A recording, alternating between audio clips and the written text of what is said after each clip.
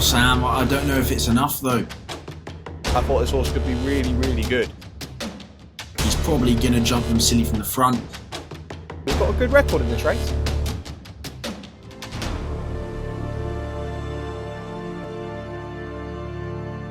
Hello and a warm welcome to the Next Gen Racing YouTube channel. We're back once again in 2025, our second episode since our big return for New Year's Day. We hope all of our subscribers had a great new year. As always, do like, comment, share and subscribe. Unbelievable support on the last video, Jack. 4.4 thousand viewers on our first video. We didn't quite expect that. However, I went through the stats and I noticed that 90% of the viewers on the last video weren't subscribed to the channel. It's so easy to do. Just hit that subscribe button. If we can hit 3,000 subscribers before Royal Ascot, we will try and think of some sort of mega giveaway that we could give away at that point. So try and get us to 3,000 subscribers. Hit that subscribe button. It is not hard to do. And I also want to give a mention to the comment section as well from the week. We do go through and read every comment. And Richard commented on the last video saying, "Hey lads, are you going to be back throughout the rest of the big jumps meetings and also for the big flat festivals during the year?" Great to see. Great to have your support, Richard, as always. Yes, Jack and I, he hasn't actually seen the calendar, but we will be back previewing all of the big events throughout the jump season, and we will preview all of the big festivals during the flat season as well. One of our best videos actually was the Chester May meeting.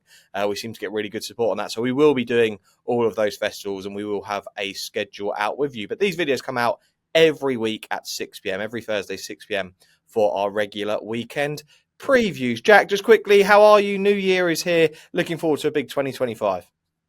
Yeah, I'm well, thank you, Sam. It's fantastic to get as much support as you said on our return on our last video. So thank you again for, as Sam said as well, for watching along. We managed to find at least one winner in there, but it was a good enough weekend of racing. We haven't really had too much racing since then, but hopefully we'll be able to find a winner or two heading into this weekend. Absolutely. And we always want to start off the show with any big winners from the week gone by or any big topics. Obviously, we didn't have many big winners, and it was based on the big topic of this week, but it was Weather Watch, Jack. And I just want to quickly give this a mention because it was a bit of an unorganised mess over the last week or so. But we'll start off on Friday. Musselburgh had an inspection initially in the morning. They were fine. They looked like they were good to go ahead, but ended up getting 6 minutes before the off of their first race and cancelling their race. Plumpton had racing on with people on Twitter saying who lived in the area, you know, the weather is awful. How is racing going ahead? And then Plumpton then went and cancelled their meeting less than 2 hours after saying that they were going ahead. Chepstow cancelled after 2 races. Sam Twiston-Davies did tweet out saying he had a great McDonald's on the journey down to Chepstow. I wonder what a jockey's McDonald's does look like. And then Sandown and Wincanton frozen off on ITV's card on Saturday with no all-weather racing to back it up. It wasn't the best look for the sport, Jack, and it was just a bit unorganised. There needs to be a better plan in place for when this bad weather hits. Yes, it's been cold. Yes, you know, sometimes we can't predict it, but this was predicted. This weather was going to hit the UK over the last week, and it has caused a bit of a mess in the racing game. Yeah, as you say, it was a little bit of a farce, wasn't it? If you look at what happened at Musselburgh, that was an absolute disgrace on Friday. You had punters, stable staff, jockeys, trainers, media, all heading up there for them to call it off just 6 minutes before the first, and there was a lot of stick poking going on. But for me, I think, look, we're not trying to reinvent the wheel. We're not trying to reinvent the British weather, that's for sure. But there's just got to be some processes in place that can mitigate the risk of this happening. Look, for me, there are probably 2 things. One is there's got to be a cut-off point for this, whether it's 2 hours before, 3 hours before, to make these decisions. And number 2 is the fact that we don't have any clarity as to who is actually making the decisions, how many people are making the decisions. And I think it's probably time for one person to be appointed, whether that's a steward, a clerk, whoever it is at the racecourse, to be the judge, jury and executioner when it comes to these decisions. Yes, it's great to have input from everyone, jockeys, trainers and whatnot, but if you give them a decision to make, almost a free-for-all, say if you're not happy with the ground or the conditions, you don't have to run, then leave it up to that one person to make those decisions. I think that would be very beneficial going forward. But as I say, we're not trying to reinvent the wheel, but surely there's got to be a better way, Sam. Yeah, it just needs to be more organised, and for people who are coming into sport, new people who are wanting to get into the sport, we want to make it look like our sport is well organised and we know what's going on. And it just seemed a bit of a mess in some ways, and it just didn't look good for the National Hunt game, which was sad to see because we are trying to increase the interest in National Hunt racing. Obviously, we had the Champions Full Gallop with ITV putting that series out, and most attention has been on the flat in the last year because it's a growing game, the flat game. Worldwide, it's more watched than the National Hunt racing. We all know that. The likes of Hong Kong, where Jack is at the moment, Australia, America, even Europe, they're all interested in flat racing, and the National Hunt game doesn't get much attention due to the fact that it's probably only England, Ireland, and a bit of France that are properly interested in it. So we do need to try and make the sport, more organised and make it more appealing for fans to come in. Talking about the flat game, though, Jack, the King George in July, that's had a big increase in prize money, 250,000 added to the pot from 2024. So the total prize pot is now at 1.5 million. It's a free to enter race as well, which is great for the game. I can imagine that some of these Australian, maybe even Hong Kong horses may look to target this race this year coming. I think it's a great thing for the flat game. It does look very good for the sport from a flat perspective. Oh, Sam, I don't know if it's enough, though. I really don't. I'm going to play devil's advocate here. I think it's a good start, but look, Royal Ascot, that prize money is absolutely nothing compared to when you look at the rest of the world. When you're over here in Hong Kong, you're trying to say to people, well, you're going to go over to Royal Ascot, Karting Rising, the world's best sprinter. I'd love to see him over at Royal Ascot, but he's going to be racing for an absolute fraction of the money that he is, like under half of what he would for a Group 1 out here. What's the point in going over there? The package they get when they go over to Ascot isn't as good as it is if they just stay at home or go to Japan. They're racing for money, prize money, which is nowhere near. Yes, the King George prize money getting a little boost is a good start, but I think more probably needs to be done, especially at those big meetings like Royal Ascot. Yeah, it's interesting. I mean, you've been over in Hong Kong, Jack, for, I want to say a year and a half, maybe 2 years. I don't even know how long you've been there now. But what would you say since being there, and you've been at so many of these race meetings on these Wednesday and Sunday fixtures especially, what is it that Hong Kong do so well over there that you would love to see included into UK racing moving forward? Yeah, I think it's probably best by starting with saying that when you look at a jurisdiction like Hong Kong, the comparisons to British racing, they're very small. Probably the best comparison is that the fact that there are horses on on turf, and it kind of stopped there, of course, with the way that Hong Kong is run. But I think it's obviously the fixture list. That's the big thing. You got 2 meetings a week. Turnover's huge. You got so much racing in the UK. When you say about kind of rescheduling meetings and whatnot, there's just no space for them because there's just so much racing on in the UK. And look, there are a lot of different things that the Jockey Club do differently in the UK compared to Hong Kong. And I suppose another one's going back to the first point about having someone to make the decision over here. Over in Hong Kong, the Hong Kong Jockey Club are the judge, jury, and executioner. It seems like in the UK you've got about 1,000 judges, about 100,000 in the jury, especially when you take those into on Twitter into account, but no executioner. There's no one who's going to make those tough right decisions when they're needed most. Yeah, I completely get it. I really do. And I'm actually really looking forward to it. It's been a while and I keep trying to plan it, but I can't wait to actually get out to Hong Kong and see what it's like out there. I really can't.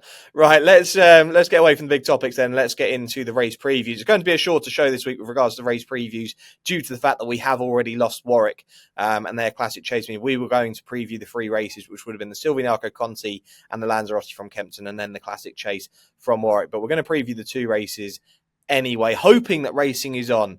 Kempton is a little bit frozen. We've seen on the Racing Post website that there's still a strong chance that could be off. But we're going to have a quick look at the races. And the first race we look at is the Grade 2 Silviniaco Conti Chase over 2.5 miles. We've got 4 runner field here after decks. Pic D'Orhy is currently the 2-1 on favourite. Mortador's 4-1. Hitman is 5-1. And Unexpected Party is the outsider of the 4 at 25-1. Now, like I say, Jack, this could be a short show and this could be a short preview, especially with this race. But Pic D'Orhy, look, he won the 1965 Chase at Ascot. He is just a bit of a flat track bully. Aintree probably going to be his main target. You're very, very, very unlikely to see him head to Cheltenham in March. So the mild May, probably at Aintree, is the long-term target once again. He did finish second in this last year, though. We've got to remember he actually finished second to the King George winner, Banbridge. He's 2-1 on, Jack. He's facing Mortador, who's probably the main rival rather than Hitman as much as I'm a big fan of Hitman. But Mortador is the one that is probably on the improve. This time last year he was rated 117, now rated 151. I know his 5 wins in a row came to an end in that limited handicap chase at Kempton over Christmas, but he is the one that probably is the main danger to Pic D'Orhy. But can he beat him? I hope so. Pic D'Orhy has always been a horse that I haven't really actually got to love. I think I probably don't give him anywhere near enough credit as he deserves, but look, he's probably going to jump them silly from the front. Martador, as you say, is probably his main danger, but has been ridden a little bit cold in this 4-runner field around Kempton. It didn't go well for him in the Desert Orchid at all. So I think Pic D'Orhy will probably just go and jump them silly. Am I going to get involved at 2-1 on? No, I'd probably want to take him on 4-1. I think Martador's probably not the worst little win bet there, to be fair, at that price. Look, of course, Pic D'Orhy's 2 from 3 at Kempton, was only beaten by Banbridge last year, but I don't necessarily think that soft ground is where he's seen to his best. And at the moment, we got soft heavy in places, and I know he won the Mars Chase on soft ground, what was officially described as soft ground in 2023. I don't think it was as soft as that, to be honest. So I think for that reason, I'm going to be with Martador. I think hopefully they can ride him a little bit more prominently. I think he was ridden like the best horse in the race last time out. He was about 5 wide at the rear of the field. Never really picked up when push came to shove after making some headway. But I just think he's better on a stiffer track, which probably doesn't go in his favour, and he could be better left-handed. But I think he's the one with scope to improve. It's the kind of the younger pretender up against Pic D'Orhy, but I hope Martador can knock him off. Absolutely, yeah. It's not a race that I'm really playing. I mean, Jack and I are both similar in the fact that we don't like getting involved in these heavy odds-on shots. And if I was to have a play on the race, I do think that Matador, he's a small win bet, really. If you were there at the races, he'd be the one to go with, wouldn't he? Because he could just prove that he is a massively improving horse and could beat Pic D'Orhy, who just might not be on his day. But he is the obvious worthy favourite. And like Jack says, we probably don't give him enough credit. And probably that's Jumps fans because he doesn't turn up as a Cheltenham horse. That's possibly the reason why he doesn't get the credit he deserves. But he is going to be, like I say, a flat track bully, and Aintree will be that target. So, yeah, Jack and I will both potentially look at a small win play on Mortador, but not a race that we would be going heavily in on. But a race that we do like to go. Just quickly, Sam, Hitman's one of your horses. What do you think of him here? With regards to Hitman, so we all know that I've been following this horse off a cliff, especially from the start of this channel, but he's 5-1 in here. He is a good horse. We know he is. And we talked about him, I think, on the New Year's Day preview, didn't we? Because we talked about where he came in the Ryanair a few years back. But he is a horse that I just think has hit his ceiling. And I don't think he's not going to improve anymore. He's just Hitman.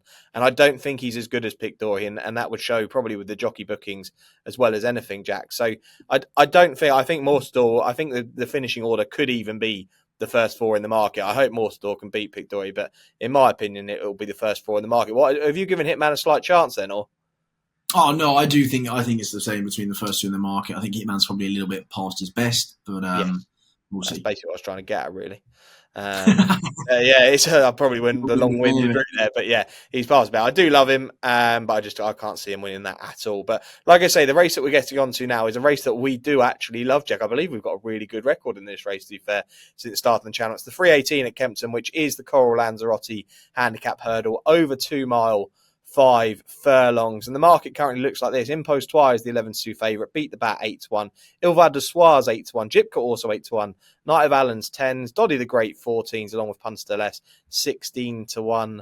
Bar these. It's a cracking race, Jack. We like these kind of races because we are going to get a decent price in this race. There's no real standout, strong favourite in here. Sometimes we see an Irish horse come over and they end up getting backed into 5-2 favourite for a 20-runner field. But I love this race where we've got 11-2 the field is the kind of race where you can find a bit of value.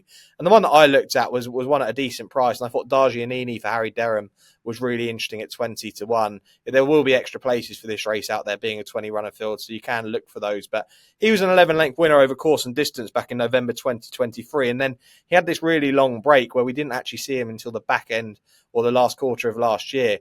He's £5 higher than he was last time he won here, and he did win last time here by 11 lengths in a per temps qualifier.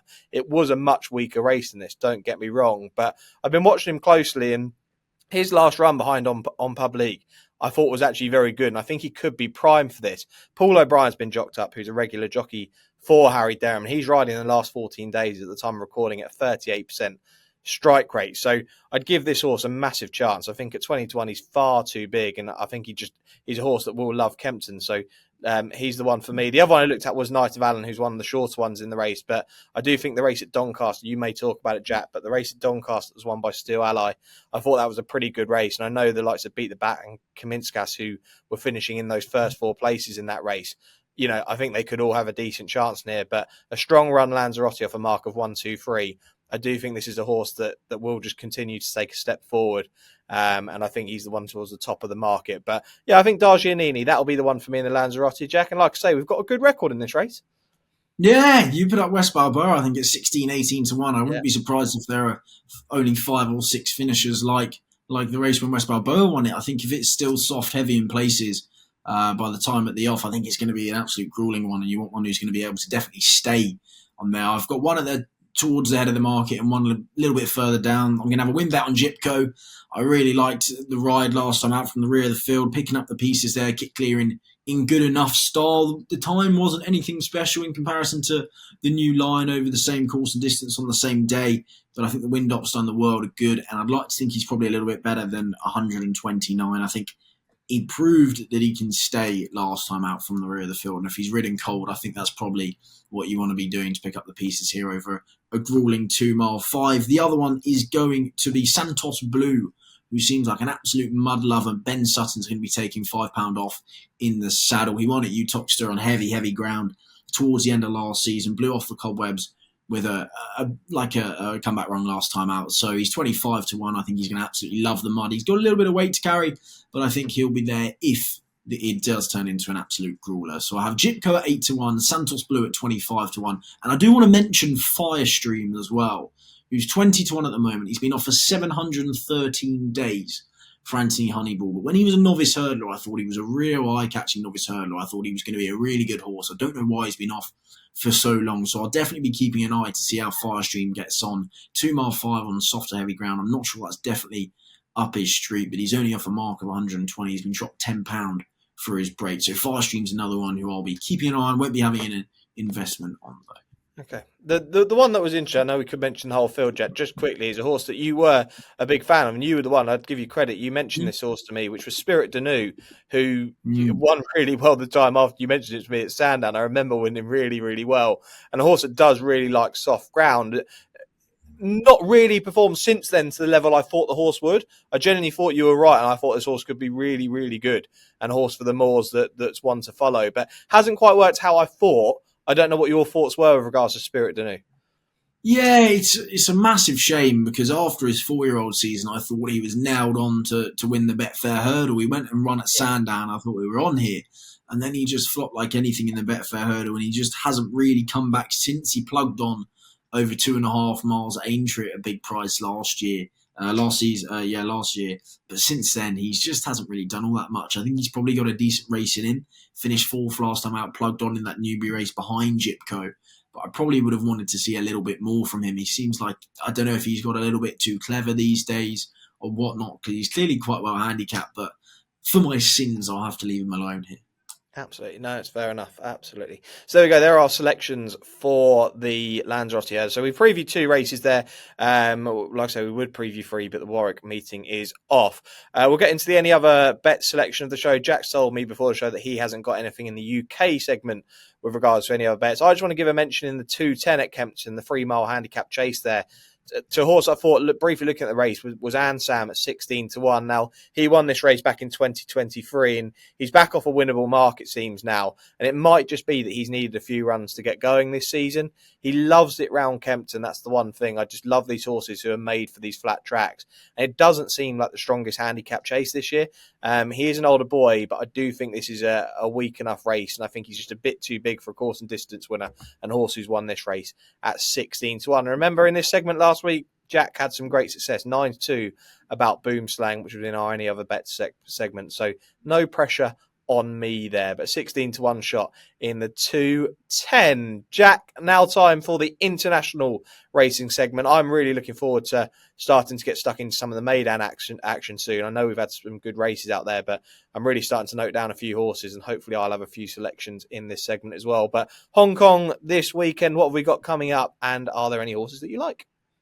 Yeah, it's a weekend where everyone's going to be looking towards the Classic Mile, which comes on January 31st. Pretty much in Hong Kong, they have a 3-year-old series like they have in the UK. It's a 4-year-old series over here, so they have a Classic Mile over a mile, Classic Cup over 9 furlongs, and it all goes up to a crescendo over 10 furlongs in the Hong Kong Derby in March. There are some lead-up races to the Classic Mile at the end of the month coming up on Sunday. And in race 7, few people will remember the name Johannes Brahms, ex-Aidan O'Brien trained 2-year-old. He's come over here, won very nicely last start. He's up in grade, but he's off bottom weight. He's only carrying 120 pounds from stall 8. And Andrea Azzini's on board. It's the ex-Irish and the ex-British contingent there teaming up. And I think Johannes Brahms could go close once again in race 7. He gets some handy weight off a few of his Classic Mile rivals that he's going to be facing in a few weeks' time. So that's Johannes Brahms in race 7. And in race 9, one's probably going to slightly go under the radar here. I think he's going to be a bit of a bigger price. And it's the Casper Founds trained Sky Hart, who's been off since last season. He's had 2 surgeries since, but he won a nice race, beating a couple of really nice Class 2 and even a Group 3 winner last season from the front. He was drawn some horrible gates last season, but he still managed to overcome that on a couple of occasions, and I think he's probably a little bit better than his current mark, and he's got a lightweight on his back, and he's not drawn too badly in 6. So race 7, Johannes Brahms, and race 9, Sky Hart. Hopefully, if there's no racing on Saturday, we'll have a little bit of joy there on Sunday morning. Yeah, and we hit the crossbar in this segment last week, Jack, didn't we? Yeah, 16 to 1 second and an even money second. So hitting the crossbar big time. Hopefully, we can go one better on Sunday. Absolutely. Hopefully, Jack can strike on Sunday for us in Hong Kong. So now just quickly, best bets for the weekend. Like I say, we may not get racing at all, so hopefully we can get a best bet in. But I'll be looking at Dargianini 20 to 1 in the Lanzarote. I think that's a far too big a price, especially for those each way players. I'm going to have a win bet on Dargianini, but I think that is far too big a price for me. And Jack, your best bet this weekend? I'm also going to go the Lanzarote. Unfortunately, we're taking each other on. I'm going to go Santos Blue at around the 25 to 1 mark. The mud-loving Santos Blue. Lovely, some big price there for our best bet. You can play both in a Lanzarote, can't you? And we weren't exactly going to put up Pick Dory, were we? So some forecast. We just hope we have racing. We'll wait and see. We'll probably find out a lot earlier than we did last week whether Kempton's off. I'd imagine we'll find out probably on Friday. They'll make a call on that, so we will just wait and see. And there we go. That's the end of this week's preview. Big thanks, as always, for watching. Do remember to like, comment, share, and subscribe. Big thanks to Jack. And we will be back again next Thursday, 6 p.m, for another weekend preview.